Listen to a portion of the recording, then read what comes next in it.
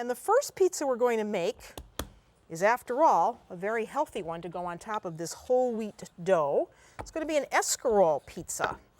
So we want to roll the dough out, and if it does spring back towards you, you know that you have to allow the dough to rest a little bit longer. So here's a bake sheet that has a piece of parchment on it.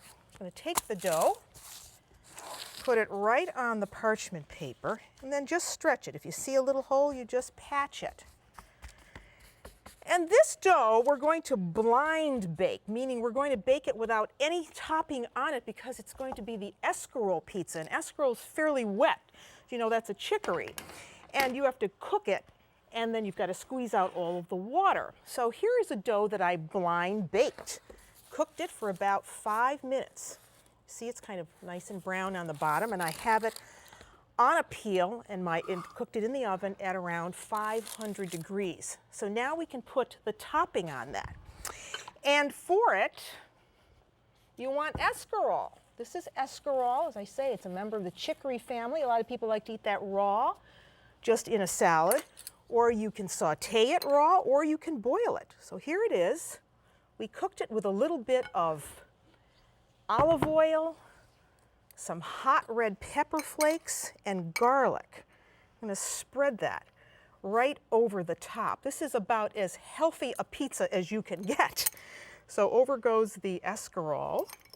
And then with this, I like to have some cheese. Doesn't that look wonderful? Looks beautiful. It's a little work of art. And these are little bocconcini, as they're called in Italian, little mouthfuls of mozzarella cheese. So here we have it all diced up. You just sprinkle some of that over the top. And this is the other reason why I blind baked this dough, is because this cheese isn't going to take very long to melt. So if you put it in the oven right away on a raw dough, it might get a little bit too brown. So you want to cook the pizza dough first before you put the cheese on. And then we're going to put on these wonderful oil-cured black olives. This is such a Mediterranean-looking pizza. Wonderful. And you don't have to feel guilty eating this. And a little drizzle of olive oil goes over the top, little extra virgin olive oil. And this goes back in the oven to cook for about another 20-25 minutes. Okay, well, that's escarole pizza.